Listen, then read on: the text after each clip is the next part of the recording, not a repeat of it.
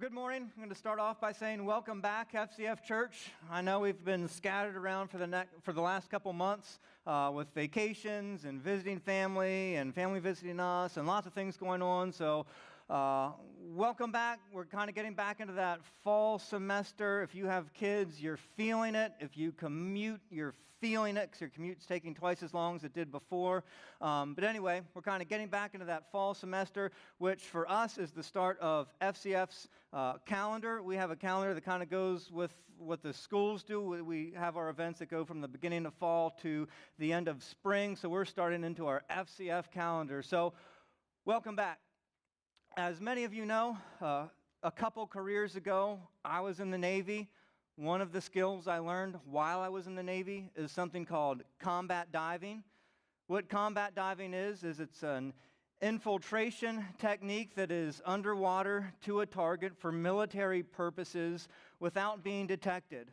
Dives can last over several hours, cover several miles without ever breaking the surface.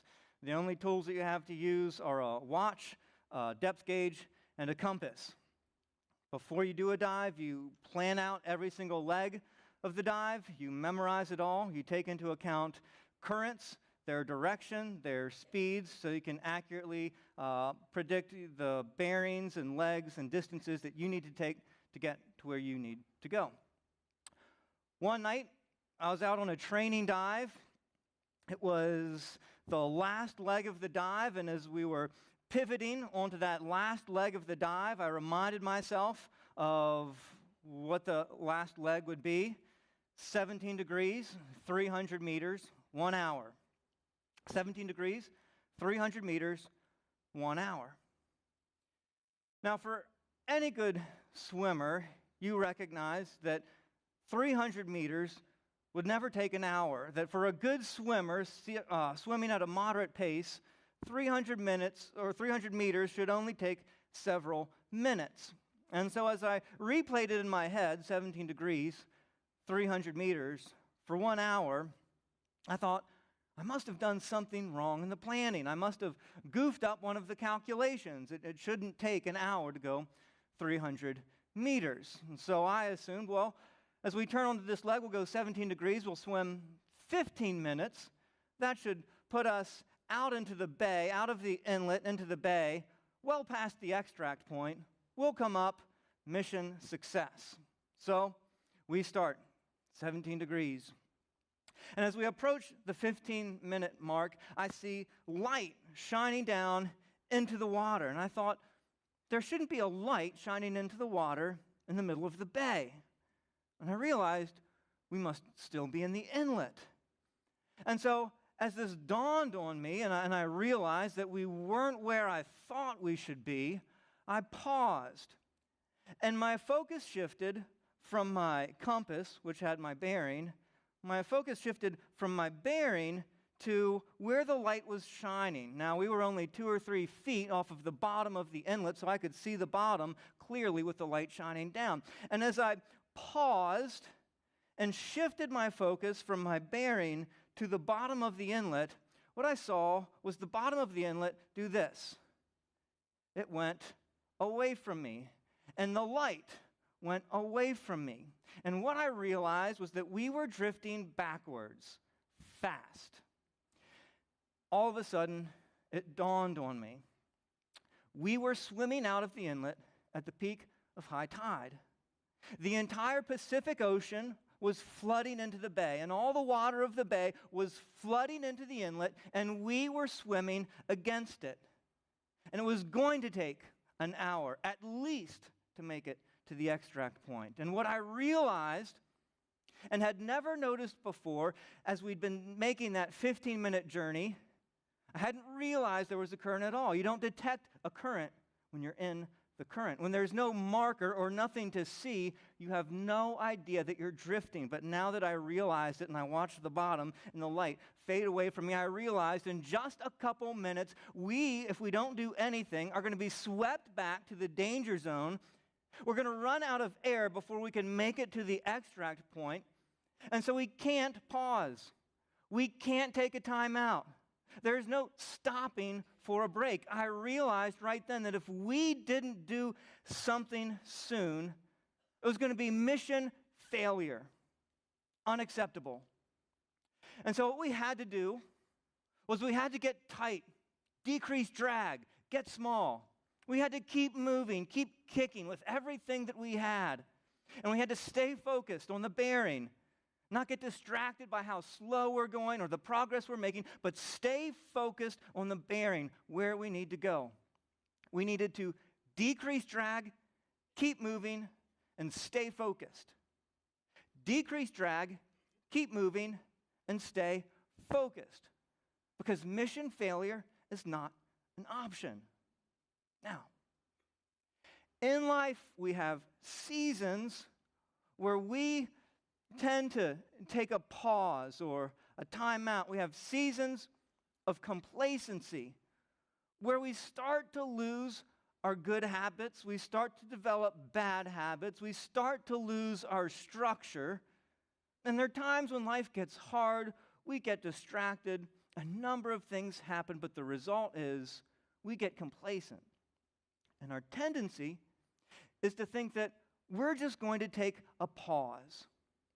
But what we don't notice and what we don't realize is that we live in a continual current of pressures and priorities and distractions and desires and temptations that are constantly pushing against us. We live our lives on the down escalator, and we're never standing still. If we're not moving up towards the top, then we're getting dragged down back towards the bottom. There is no pause. There is no standing still. We're either fighting and moving towards mission success, or we're drifting back towards failure. Now, the dangerous thing about that is when we're drifting, we have no idea that we're drifting. We don't realize the current that's all around us. Nobody sits down and plans for their next big failure. Nobody sits down and plans their next affair. Nobody sits down and plans to get their family under a mountain of debt. We drift. Now, when we find ourselves in these seasons, when we find ourselves in these places of complacency, we have one of two options. We can either wait for the failure to occur, just sit idly by, allow the current to carry us backwards, to continue to drift, and wait for the next big failure to occur. Or we can say, failure is not an option, and we do whatever we have to do to get moving again. In a season of complacency, how you respond will either prevent or produce your next big failure. How you respond to complacency will either prevent or produce your next big failure. There's a book in the New Testament called Hebrews. It's written to a group of Jews who've become followers of Jesus. It's a letter written to them. Now, when they started following Jesus, they were very, very committed. And we see that in the letter. We see when they were following Jesus that they gave generously to people in need. They gave to other churches. They financially supported evangelism and church growth. They also met together regularly and were regularly engaged in teaching and growing and learning together. They also were willing to withstand persecution. We see that they lost property. Some of them were put in prison because they were unwilling to deny Jesus. But at some point, something happened. Something happened. We're not sure what. It doesn't exactly say what it is, but we could guess. Things got hard, persecution was increasing, and it got difficult. It probably was a point where they weren't seeing anything from their commitment to Jesus. It might have been one of those plateaus where nothing was happening, nothing was changing. It was just hard. On top of it, we can guess that they were probably getting pressure from family and friends who hadn't followed Jesus, family and friends who were still worshiping at the temple, family and friends who said, "Why do you continue to do this? It's not getting you anywhere." whatever happened, this group of followers got caught in a current of complacency. And they started to drift backwards, and it was slow, and it happened over time, and they probably didn't even notice that it was happening. It might have started when they stopped meeting together. The letter says that they had stopped meeting together regularly. They were no longer exposing themselves to the teaching of the Word. They were no longer allowing themselves to be encouraged and built up by one another. They had begun to question the teachings that the apostles had given them. They began to question the hope and the promises that Jesus had made. It was a slow, progressive drift backwards. And it went further and further. And they probably never sat down and intended it to happen. They probably never sat down and made a plan. They just slowly drifted towards their next big failure, which is this. Like so many of us, when things get hard and we get complacent, we go back to what's familiar. We go back to what's comfortable. We go back to what we did before. And this is what happens to them. They drift so far back that they return to the temple worship. Now, that might not sound like a big deal to you, but what that essentially means is they were essentially saying, we're not sure that Jesus is really the Messiah anymore. We're not really sure that Jesus is who he said he was. At this point, they had drifted so far that they were at an almost overt denial of Jesus. This is what happens when we drift. Now, the writer of the letter is obviously concerned. And so he addresses this. And the throbbing heartbeat of the letter is that Jesus is better. Throughout the letter, we see this over and over and over again, that Jesus is better. The writer of the letter says that Jesus came, he claimed to be God. He lived a life like no one had ever lived before, a perfect and sinless life. He taught with authority like no one who'd ever taught before. He did things that no human being had ever done before. He predicted that he would die and 3 days later rise again. And he did. No one's ever done that before. And he claimed to be the creator. And that he was inviting humanity back into a relationship with himself by proving on the cross that he was trustworthy and good and wanted nothing but humanity's best and highest well-being. And calling human beings to trust him and follow him and enter back into that life that they were created to live with the promise of eternal life.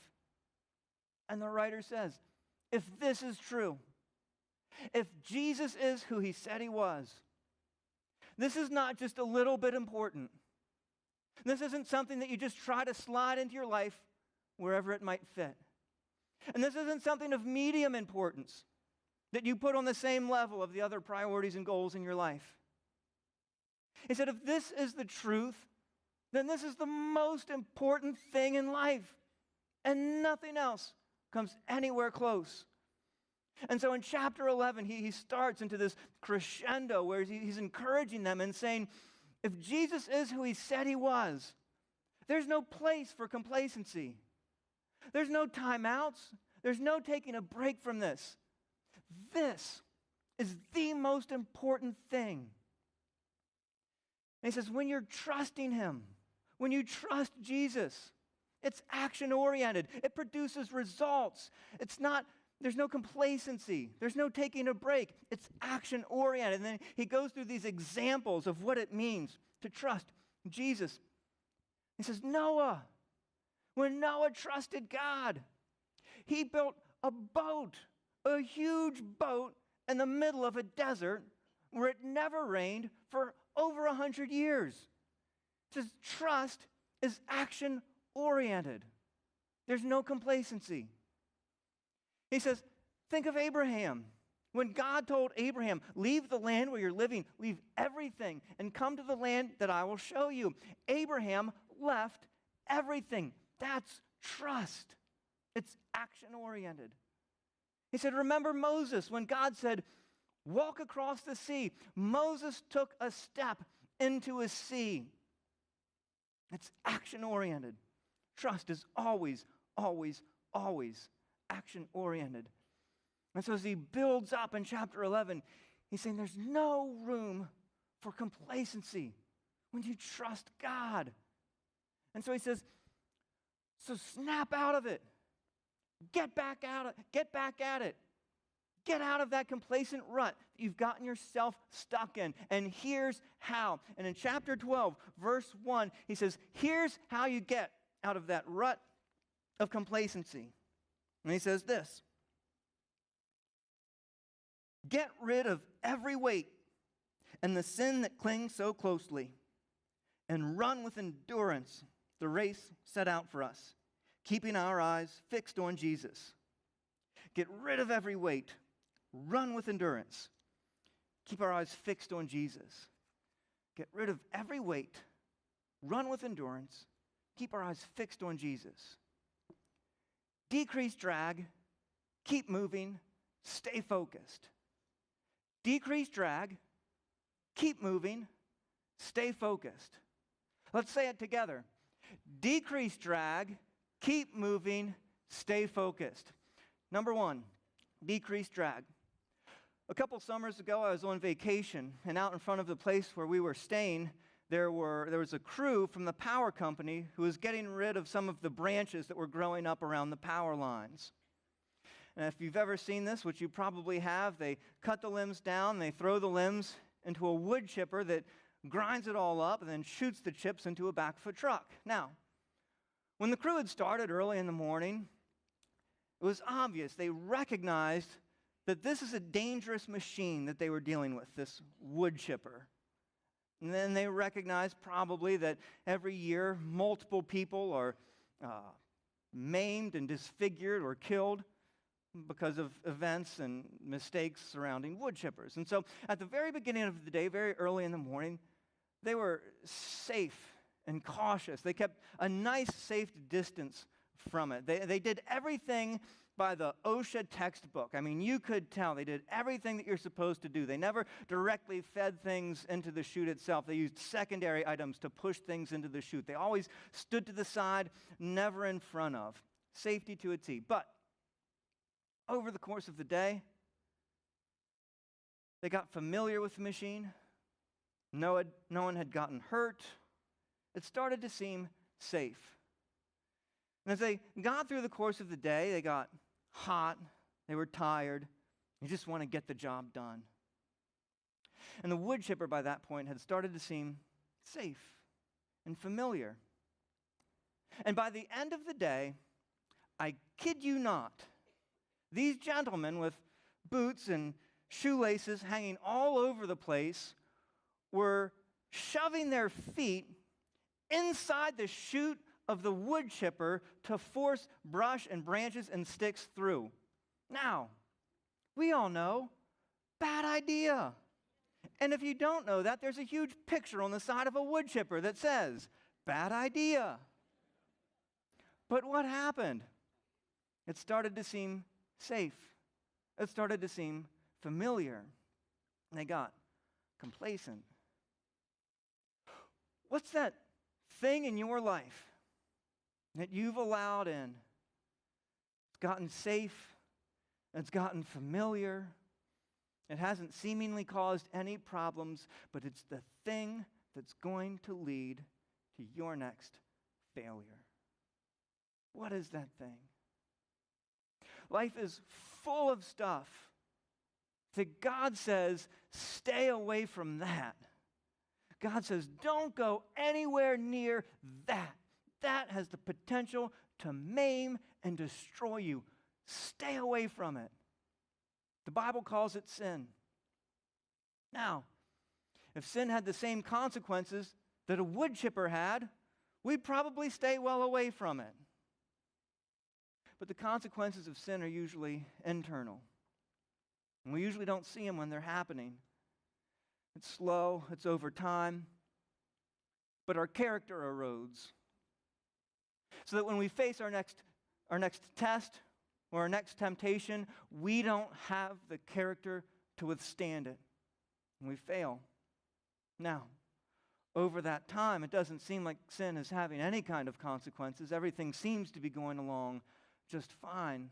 And we start to be convinced that it's safe. And it becomes familiar when it has the potential to destroy you and the people around you. What is that thing?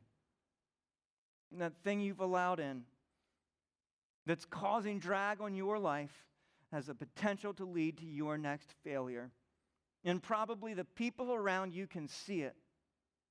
And you just don't want to admit it. And it's hard to own that. It's hard to come face to face with it. And are you willing to stop? Is it finally time to say, you know what? No more. I'm not going to wait for this to ruin me. I'm not going to wait for my next failure. I'm going to do something now. And maybe the next step for you is to get part of a group like Celebrate Recovery that's starting this fall. You can do that this morning. You can sign up for that this morning. You can do something to change your future this morning. Just sign up. It'll be a group of people just like you.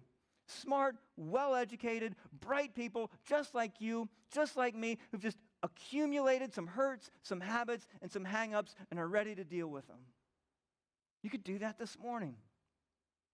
Maybe for some of you, you need a group of people to associate with, people who are focused in the same direction that you're focused in, who can come alongside of you and encourage you and hold you accountable. And maybe it's a women's group or a men's group, or maybe you need to get connected with the young adults group. Maybe there's some things in your life that you're just having a hard time dealing with on your own, and you need a community of people to walk along with you and encourage and support and hold you accountable. And you can do that this morning. You can get signed up for a group like that this morning and get yourself turned around before the next failure comes. So decrease drag. Number 2, keep moving. One of the hardest things with overcoming complacency is overcoming inertia. Inertia is overcoming a body that is not in motion and getting it in motion. That's inertia. Have you ever watched those strongman competitions? Be honest, they're pretty cool. In those strongman competitions, they always have that event that I know we've all seen where the contestants or athletes have to pull some enormously huge vehicle, sometimes a jet plane, sometimes 2 tractor trailers linked together, but it's enormous and ridiculous. I was reading an account of someone who had participated in one of these events. It was actually a woman, interestingly enough, a woman competing for strongest man. And it was her first time, and it was her first time competing in the truck pull. And so she gives an account of what it was like. She said, first of all, that the amount of maximum effort that is required over such a period of time, she said, there's no equal when it comes to strength sports. She said there's no event that requires the same amount of maximum effort over such a long period of time. She said there's nothing like it.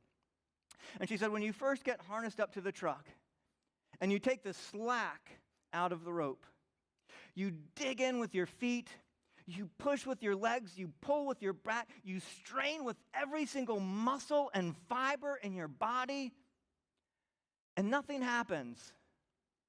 And she said, that's where most novices give up. Because in most strength sports or lifts, it occurs over just a couple seconds, 1 to 2 seconds. And she said, when novices get down and start pulling against one of these trucks, when it doesn't budge in 1 or 2 seconds, they give up. They figure it's not going anywhere. They can't do it. And they quit. She said, but the secret is, once you get to the point where you think it's never going to move, to continue pushing past it. She said, the problem is our brain has no idea what our bodies are capable of. And so she says, you keep pulling beyond what's reasonable. You keep going beyond what's logical and rational. And when it feels like it's never going to move and it's never going to budge, you keep pulling. And then all of a sudden, when you think it's never going to move, it moves.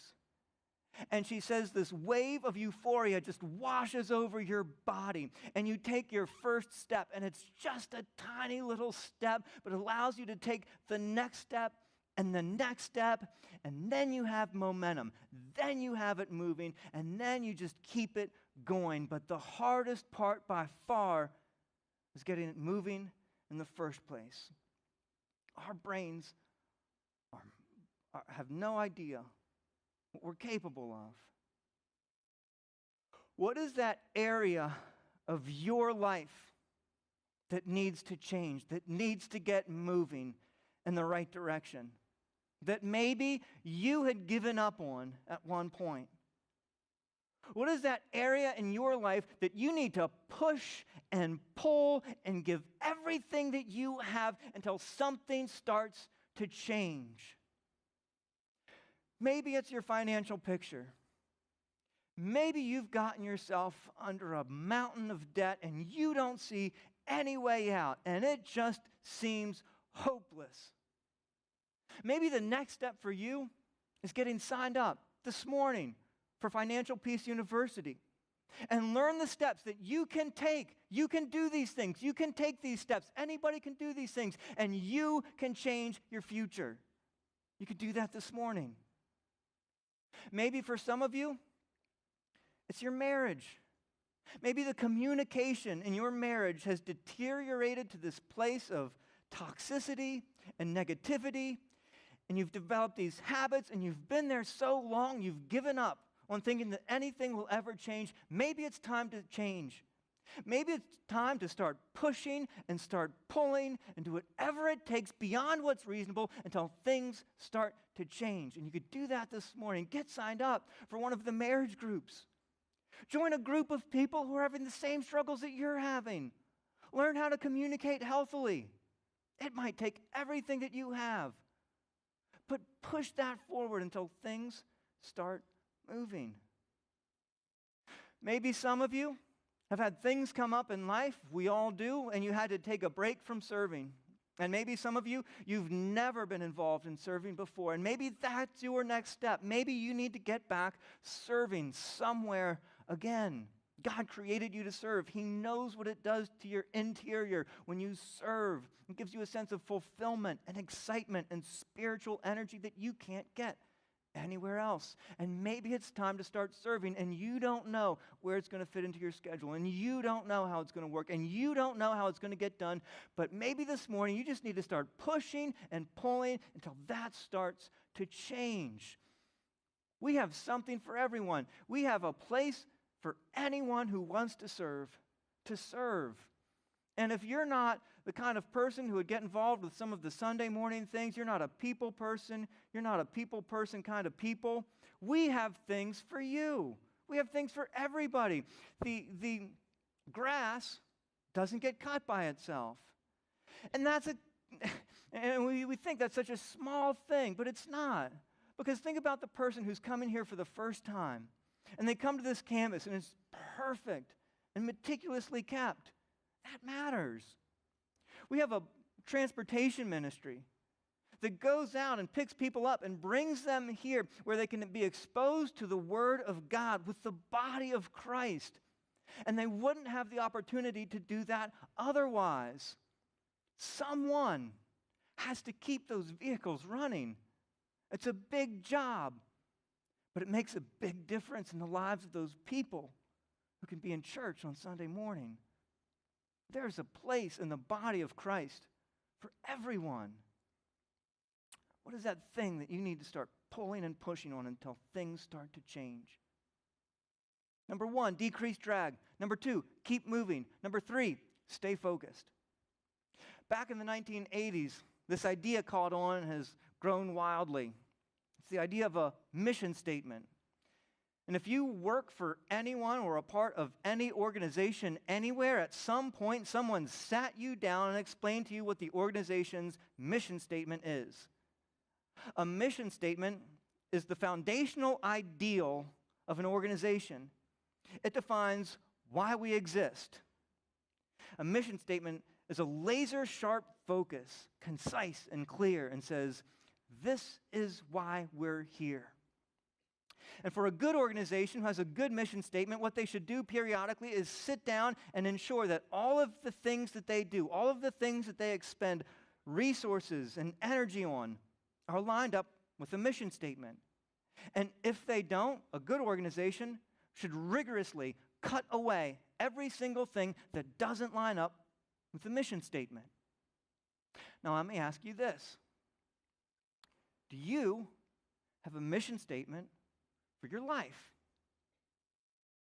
Do you have a clear, concise statement that answers the question, why do you exist? Do you have a clear understanding of what the main thing is that all of your actions and priorities need to line up behind? If you don't, let me suggest one. That you are meant to be who God created you to be and to do what He created you to do. To be who God created you to be and do what He created you to do. In Colossians chapter 1, it says that we are created by Christ and for Christ. Apart from Him, life doesn't hold together. It doesn't make sense. It doesn't cohere. We were created by Him and for Him. You were created in the image of God. Your most perfect self is the version of you that's most like Jesus. That's who you were created to be. And not just some robot Christian that looks like every other robot Christian, but the most you-like version of you that is your personality and everything that God made you to be, restored to the image of God. And you were created to do the things that God created you to do. In Ephesians chapter 2, it says that you are God's workmanship, created in Christ Jesus to do good works that He prepared in advance for you to do. There are things that God has planned for you to do. And let me pause just a second. Because there's some of you here, you've already drifted to mission failure. You've already hit the wall of failure. And here's what I want you to get. God's best hasn't passed you by. God is not finished with you yet. You're still in the race. And everything up until this point has been getting you ready for what He's going to do with you next. You're created to be who He created you to be and do what He created you to do. Now, I wonder, if we went around and asked, what is it that all of your activities and efforts and resources and time, what are those lined up behind? For some of you, it might be Jesus and your focus, your efforts, your activities might be lined up behind Jesus and something else. And let me suggest to you, if you are lined up behind Jesus and something else, that is going to cause you to drift towards mission failure. There's no room for something else. There's no room for anything else. And so if we just paused and took a step back and looked at the things that consume our time, our energy, and our resources, are they lined up behind the mission statement? Are they all lined up to help us be who Christ created us to be and do what He created us to do? And if they're not, what's your next step? How are you going to get refocused on Jesus? And maybe for some of you, regular, consistent Sunday morning attendance isn't something that you're involved in right now. Maybe you have a difficult time getting here every Sunday, and maybe that's the first thing you need to change. And I would suggest that if you're not doing that right now, that is the first thing that you need to change. That what happens here on Sunday morning matters. And you being here matters. It all starts here. And if you have kids, get your kids here consistently. Get them here when they're little and in their classrooms so they recognize this is a priority. Get them here and in their classrooms so they get used to it and they get to meet people so that when they become teenagers and have real problems, they're already connected with a group of people who are like-minded and can support and encourage them before failure happens. These are changes that we can make now, and maybe it's going to take everything that you have to get your family here consistently on Sunday mornings. You keep pushing and you keep pulling until something changes. And maybe for some of you, to get refocused, maybe you've never really understood how to read this book for yourself. Maybe you've just always taken other people's word for it, but you've never gotten into it. You've never learned how to study it and benefit from it on your own. This book has changed millions of lives. It has power to encourage you and change you and guide you. And maybe the next step that you need to take is you need to learn how to read this book for yourself. This book that has the power to transform lives. We have an event coming up called the Bible Seminar. It's one evening where you will learn how to read this book for yourself. And maybe you've lost the thirst for reading Scripture. And you just need to spend time with someone who can open it up and make it understandable and exciting and just get you back into it again. And maybe the Bible Institute is what you need to be doing with Randy every week, going through the book of Revelation. You can sign up for that today. What do you need to do to get refocused? Maybe you've surrounded yourself with a group of people that aren't going in the direction that you know that you need to go in.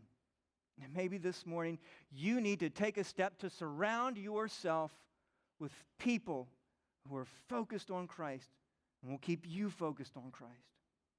Get involved in a growth group. Or if you're a young adult, get involved with the young adults group. Every Thursday, 7 o'clock, young adults who are Christ-centered come together. And maybe that's the community you need to get refocused. So, what you do next will either prevent or produce your next failure. Decrease drag, keep moving, stay focused. Decrease drag, keep moving, stay focused. If you've never made the decision to follow Jesus before, maybe that's your first step.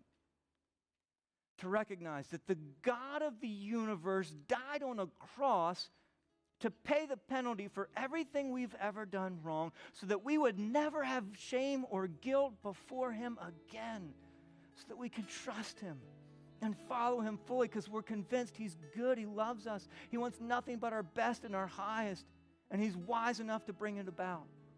You can make that decision this morning, and your eternity will change. Some of you, you know your next step, but you're still on the fence. Don't stay there.